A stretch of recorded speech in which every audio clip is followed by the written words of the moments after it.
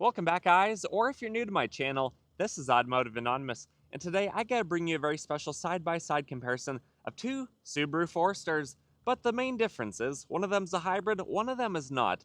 The one on the right is a crimson red base model, so this is the cheapest Subaru Forester that you can buy. It's about $31,000 after destination and delivery, and on the left, we have the cheapest hybrid you can buy. This is a hybrid premium in crystal black pearl, which looks really good in person, and it's about a $37,000 hybrid Forester. So today we are going to talk about the main differences between these two vehicles, not just the trim levels, but the gas power versus the hybrid power plants in general. I've driven a number of the hybrids now. I've filmed 2 of the 4 reviews for this year on them, and we actually own a 2025 Forester Premium. We have for about 10 months, and it's been a very good vehicle. So there's a lot that I want to share with you guys, but spoiler alert, I've already done a 0 to 60 between these, same road, same time of day, all that. I've also done a decibel test, and I've also filmed the drive shaft of the hybrid in reverse because some of you guys have been wondering, if this is only EV mode in reverse, how does the drive shaft do? Does it work? Does it still have all-wheel drive? So there's a lot that I'm going to show with you guys, and if you get anything out of this video, please consider liking it. Comment your thoughts and opinions below, subscribe if you haven't already, and huge thanks to the Twin Falls Subaru for letting me borrow their 2 Subarus for the day. I'll link them below if you're interested. Otherwise, let's get right into it. But before we dive too deep into the differences between the gas power versus the hybrid power Subaru Forester, there are a few things that I need to mention. I'm not going to show every single aspect of these vehicles, especially if those aspects are the exact same, like the back seats, those are the exact same between these vehicles. I'm going to mostly focus on the main differences between if you are considering any of the 4 hybrid trim levels versus any of the non-hybrid trim levels, because you want to know the actual differences, and if you want to see a little bit more of a full review of one of these, you're welcome to find one of those videos on my channel. I have full reviews of all trim levels of the Subaru Forester non-hybrid. They've been out for quite a while. A lot of them came out last summer, and I have a lot of side-by-side comparisons comparing the Forester to things like the Mazda CX-5, the Toyota RAV4, the Honda CR-V, and other videos like that if you want to search for those. But this video, we are mostly going to talk about the differences between these and where one is physically not the same as the other. And remember throughout this video that these are the cheapest trim levels of each of these powertrain options, but these powertrain options are going to be most relevant to the United States and Canadian viewers. I know some of you guys do watch from Australia and from Europe, and I'm so grateful for that. And you guys have even mentioned that there are small turbocharged Subaru Forester engines in your guys' options over there that make around 137 horsepower, something like that. But this is for the United States Canadian market. So starting at the front of each of these cheapest trim levels, you'll notice they actually look very similar. We don't have fog lights on the base model. This one also doesn't have a power moonroof like you got on all the other trim levels, but they actually have the same wheels. They have the same ground clearance, the same side, front facing, all the angles really look very similar. Obviously, you do have the hybrid badge on the hybrid models signaling that, but both of these have the most upgraded Gen 4 eyesight system, which is 3 cameras. It works really well, and I actually like this a lot that even the base model gets that, because if you guys remember the Subaru Outbacks, only the Touring, only the highest, most expensive trim level had the Gen 4 system, while the other ones had Gen 3 for quite a while. But if we look under the hood, for 2025, you guys may already know, this engine has been slightly tweaked. It has a mechanical thermostat, no longer the electronic one, which could be a failure point. It also has a little bit different software or computer tuning, so it makes about 180 horsepower, about 178 pound-feet of torque. You'll notice all the peripheries, all the reservoirs, they're all around the vehicle. Really, you just have the boxer engine. You have the block, it's horizontally opposed. There's 2 cylinders pumping on each side. The block is mated right there. You can see the serial number. And then you have the alternator, the serpentine belt, the oil dipstick, top mount oil filter. You have the intake plenum, all that stuff right there. But overall, this is a pretty decent powertrain. And at 180 horsepower, even at elevation, it does okay, especially if it's not loaded down and you're not going up an incline. But when we come over here, we have 14 more peak horsepower. 194 and an undisclosed amount of torque, probably around 230, 240 I would speculate, but only for a brief moment in time. But this vehicle is actually quite a bit different than that vehicle. Even though the base is still a 2.5-liter boxer, there are a few substantial differences. First of all, the original Forester or the gas-powered ones have a CVT that is a traditional CVT, but Subaru's built-in-house CVTs are actually a lot better than a lot of the competition, especially Nissan's. These are still pulleys and belts, but it's actually a chain. It's not a belt like some other vehicles. So these are very reliable. but if they do fail outside of warranty, they can be pretty expensive to replace. But in my experience, after owning one of these and owning two other Subarus with the CVT, they've been phenomenal. I haven't had a single issue or hiccup, and I actually kind of like the driving characteristics of the Subaru 8-speed CVT and how it's currently tuned. I think it does a pretty good job. But over here you have another CVT, but this one is partially electronic from what I can see, and then it is 6 simulated gears. It also does a better job with the electric motors to help you engine brake if you are needing to slow down at an off-ramp or going downhill. But this 2.5-liter engine, it also has Atkinson's cycle or Miller's cycle for the stroke. So the stroke, how far down the piston goes, can change a little bit because it is detuned compared to that version. Instead of making 180 horsepower, right here it only peaks out at about 162 and 154 pound-feet of torque. And then it has two electric motors. One of them is just the typical regen braking, capturing engine, harvesting traction motor.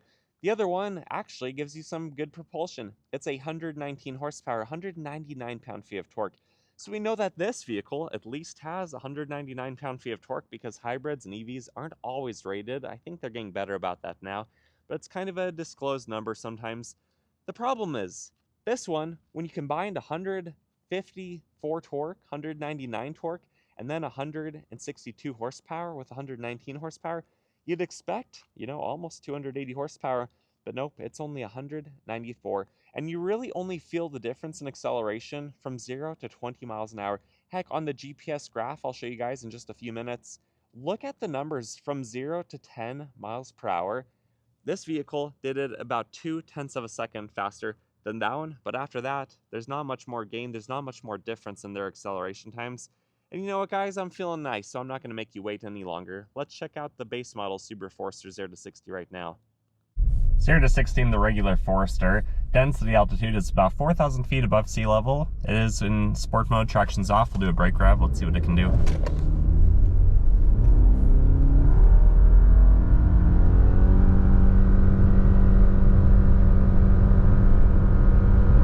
And true 0 to 60 came in at 9.02 seconds. We will go repeat this test, the exact same part of the same road, in just a few minutes. 0 to 60 in the hybrid, density altitude is the same. We have about 2/3 of a battery charge, still in sport mode, still with traction off, and I'll do a brake rev once again. Let's see what it can do.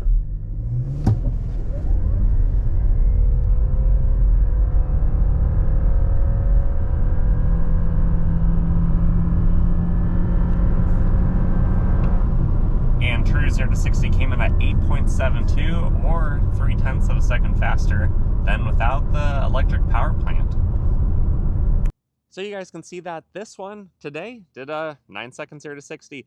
If we were in the middle of summer, if density altitude was 7,500 feet, you could probably easily tack on another 1.5 seconds to this, and I'd speculate maybe another second onto this one. So the hybrid is a little bit faster, but honestly, it's not drastically faster. Otherwise, under the hood, you still have all the same reservoirs, components. It's still a top-mount oil filter. You just have all the battery mumbo-jumbo, but you can still see the transmission down there. This still has the same Subaru symmetrical all-wheel drive system, which, by the way, when you are in reverse, just like the Toyota RAV4, because Toyota does own 20% of Subaru, so a lot of the technology is from Toyota, which is really cool.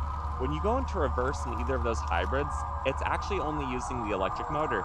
So some of you guys have commented, well, what if your battery dies? Personally, I am assuming that the engineers built in the software that the battery will always keep a reserve charge, because as we know, batteries are not healthy when they're completely fully charged or when they're completely empty. Just the electronic state of them is not the best. So I'm sure there is a tuned-in, built-in software reservoir. But also, if your battery dies, the engine is going to start, and if you're out of gas, well, then you can't go into reverse in either of these vehicles. But this one, when you do go into reverse, you can tell that the drive shaft is moving. So unless there's a clutch disengaged or something like that, this looks like it's going to be the exact same reverse setup as this. And, I'm not going to floor it in reverse, but it does seem to have just as much power as this one, or as much as you're going to need to be reversing out of a sticky situation, which is pretty cool. And I'm about to show you guys what these offer in the back and how the cargo space, the spare tire, the battery, all that situation is a little bit different between these. But I do want to mention a few other bits of information before I forget, because the structure of this video is a little bit different than my other side-by-side comparisons.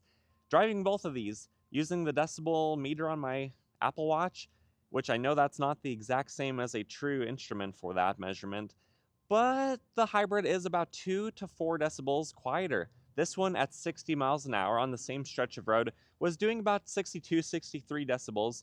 Meanwhile, the Forester base model, without window tint on the rear, it was doing about 65 to 66. So a slight noticeable difference, but also a slight objective measurable difference, assuming the watch is somewhat accurate. And in regards to start, stop, and how the engine works, with the Subaru Forester base model, just like all the other ones, you can turn that feature off, so when you come to a stop at a stoplight, if the battery is charged enough, the vehicle doesn't turn off the engine. In these vehicles, even this new generation, it still feels kind of abrupt. It feels kind of like an afterthought, and it just doesn't feel great for your engine to do all these unnecessary starts and stops, especially when a four-cylinder engine only uses about a third of a gallon per hour idling. They really don't use a lot of gas, you're really not saving a lot, but you are potentially risking the engine and the starter some reliability. Meanwhile, the hybrid, it does the same thing, but it feels more integrated, it feels a little bit better, and especially when you are driving at some speed and the engine turns on and off anywhere from, 1 mile per hour to 30 miles per hour, depending on the battery charge, the road, the power demands you're putting through the system, it just doesn't feel as abrupt, especially because you're moving. There's other vibrations in the vehicle at that time. It's not as abrupt as when you're just stopped at a light and the engine dies and it feels like something's wrong with the vehicle. This, it could feel a little bit softer. The engine is fairly large compared to the size of the vehicle, so it's not like it's this tiny little 1.2 liter turbo that you're not going to feel regardless. It could feel a little bit better, but honestly, this does feel better than that one for start stop. You just can't turn it on or off by choice. It's always going to do what the computer thinks is best and where your battery level is, basically. And lastly, before we get to the cargo area and then work our way into the interior of the vehicle, the gas mileage on this base model really isn't rated that bad. 26 city, 33 on the highway. Both of these have a 16.6 gallon tank located on the passenger side. So this one is actually rated for 531 miles of max road trip and range. And remember, it has the same wheel and basically a very same tire to what the hybrid has. So 531 miles versus this one is rated for a maximum 581. So you're really only getting about 50 more miles or 10% more MPG per tank at highway speeds. But around town is where you'll really notice the difference, especially when the weather's warm and you don't have to run the HVAC like in the dead of winter. But it's only rated for 35 city, 34 on the highway. So you're literally only rated for 1 MPG better on the highway and about 9 better in town. So if you drive a lot of highway, like I do with my Toyota RAV4 Hybrid, there's basically no point to buying the hybrid, to paying more money, other than if you want a little bit more acceleration, which this one, as mentioned earlier, doesn't have the extra acceleration at high speeds. It only has it at low speeds when the electric motor really kicks in. So if you drive a lot of highway, it makes no sense to buy the hybrid. You might as well save your $1,500 and use that to buy, 600 gallons of gas, which will get you through quite a few thousand of miles. But if you only drive around town, this one, after 50 or 60,000 miles, depending on your gas mileage, your area, your cost of living, all that stuff, it could pay itself back. It's just going to take a little while, even at only a $1,500 price difference.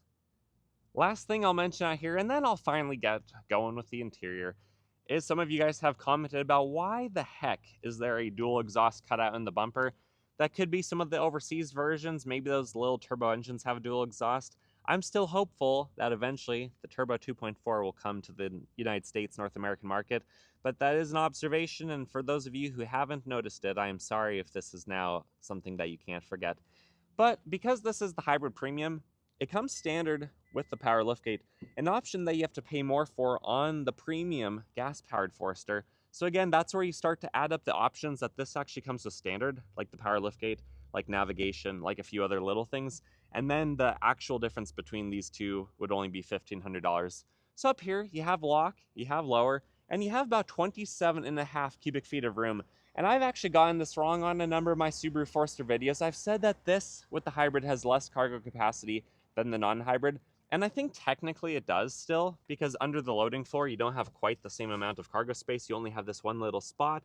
And then you have the battery pack, and then you have a vent that goes into the passenger area for ventilation, which I'll show you later. So you don't have a temporary spare on this one. So this one only has 27.5 cubic feet. Thankfully, the bumper is not super tall, not super wide. It's easy to get stuff up and into here. But compared to some of the other hybrids and some of the other compact crossovers like the CR-V and the RAV4, you are missing 7 to 10 cubic feet of room. and that just comes from a little bit more length, a little bit more width, a little bit more height, just overall a slightly bigger area. And then this one, unfortunately, just has a fix-a-flat kit, something that I would never want to use on the side of the road compared to just having a spare tire that you can pop on in 20 minutes or less. And then this has a manual liftgate, which I'm honestly okay with. And then this base model actually has a tiny bit more cargo capacity than any of the other Subaru Foresters. It has almost 30, just the way that the interior is cut out. You have these big cubbies behind the wheel wells on both sides. You have some bag clips, and you have still a very flat loading floor, just like the Hybrid over here. So when we lift this one up, you will find a spare tire. It is non-matching. You have all this extra space, all this extra storage. So again, technically, I do think there's more cargo capacity on this one or any of the other non-hybrids. And then you have your spare tire down there with even more cargo capacity. You could hide some blankets for insulation or anything else that you want. Comment that below. But overall, either of these vehicles are very nice. This one does not have the lower or obviously the power button right there, but it still does a pretty good job. And then for those of you wondering, the backseat cargo area is going to be about the same. It's roughly 74 cubic feet on this one. It's roughly 70 on that one. But the floors lay nearly flat with an adjustable mattress, something designed to fit this area. You could easily car camp back here because there's a lot of height. There's just not a lot of length where this is about a foot shorter than a Subaru Outback. And it's time to show you the back seat area. I'm only going to sit in one of these vehicles because at 5'11", I sit the same in either of these, and they're basically the same with only a few subtle differences. But if you are new to the Subaru Forester, the doors open huge. It's easy to get pets in here. It's easy to get children in here. This opens way bigger than my Toyota RAV4. The seat height is also not overly high, and then you will notice, unlike almost every other compact crossover, it has this extra support, this extra structural stability to protect your backseat passengers, and why the Forester, unlike most of the other compact crossovers, is actually a top safety pick plus, the highest rating you can get. So sitting back here at 5'11", even with my seat fairly far back for how I was filming, I still have gobs of room, vents, plugins, all that stuff. And then you have the battery vent right there, so try not to block that. Honestly, unless you're overflowing from your seat, though, you probably won't block that. And there is not one on the other side, so that was just that one funnel you saw in the back where the spare tire typically would be. And then these seats, they can recline. You have this little strap right here, so you can get maybe 6 degrees of reclination, which is pretty cool. So overall, this is a very comfortable place to be, and you have a huge amount of glass, huge panoramic sunroof, huge windows. It's just a nice place to be, other than the fact that everything back here in most of these Subarus is dark materials, but at least the light makes up for some of that. And then the back of the Forester base model, just like the other gas-powered ones, the doors open huge. I'm not going to show you because I'm kind of parked a little bit too close, but the height or the width of these seats is not huge. You still have so much visibility, so much room. Everything is just open and airy and spacey, and it's really cool. And then the seats are pretty lightweight. It's easy to flip up and down. You'll notice you don't have the vent right here because you don't need it. But overall, this is a pretty nice place to be. And for those of you who haven't watched my base model review, that's what the back of the center console looks like. And then the main difference is going to be the front, the dashboard, and what the options are on these vehicles. The doors open wide on both of these. You'll notice there's a mixed match of materials and colors. The approach is awesome. The seat height is just a few inches lower than my hips, so it's pretty easy to fall down into it and easy to get back up because it's a good height for this vehicle. But because this is the base model, it has this physical key, and then one of the two options it has is the physical remote start. But when we fire it up, these needles, this instrument cluster looks pretty similar to a lot of the other Foresters and what ours is. You have a few options with info.